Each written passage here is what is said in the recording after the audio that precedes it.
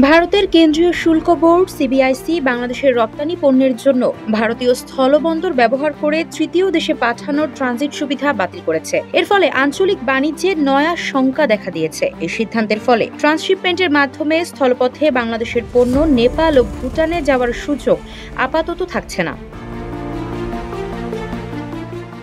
মঙ্গলবার ভারতের central board of indirect taxes and customs এই সুবিধা বাতিল করে আদেশ জারি করেছে। এর পাশাপাশি ২০২০ সালের ২৯ জুন দেওয়া এ সংক্রান্ত আদেশও বাতিল করা হয়। বুধবার ভারতীয় সংবাদ মাধ্যম দ্য ইন্ডিয়ান এক্সপ্রেসের এক প্রতিবেদনে এ তথ্য জানানো হয়েছে। প্রতিবেদনে বলা হয়েছে, ভারতের এই ট্রান্সশিপমেন্ট ব্যবস্থাটি বাতিলের সিদ্ধান্ত বাংলাদেশের জন্য একটি বড় ধাক্কা। এটি বিশেষ করে ভুটান, নেপাল ও মিয়ানমারের সঙ্গে বাণিজ্যে গুরুত্বপূর্ণ ভূমিকা পালন করছিল। যমুনা ইলেকট্রনিক্স ঈদে ডাবল খুশি অফার সিজন 3, যে কোনো পণ্য কিনলেই পাচ্ছেন নিশ্চিত ঈদ উপহার।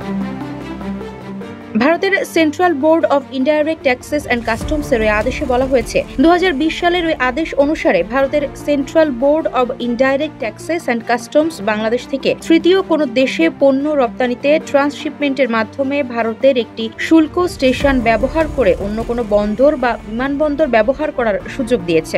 এখন central board of indirect taxes and customs এই সুবিধা বাতিল করল। এই আদেশে আরও বলা হয়েছে, যেসব পণ্য বোঝাই যানবাহন ইতোমধ্যে ভারতের ভূখণ্ডে রয়েছে, সেগুলো দ্রুত ভারতের ভূখণ্ড ত্যাগ করতে পারবে।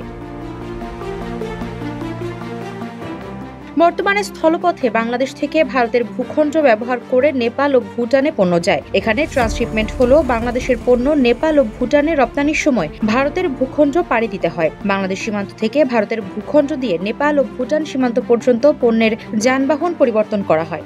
এটি ট্রান্সশিপমেন্ট। ভারত এখন এই ট্রান্সশিপমেন্ট সুবিধা বাতিল করল। আফসারা নাজ, নিউজ ডেস্ক, ইত্তেফাক।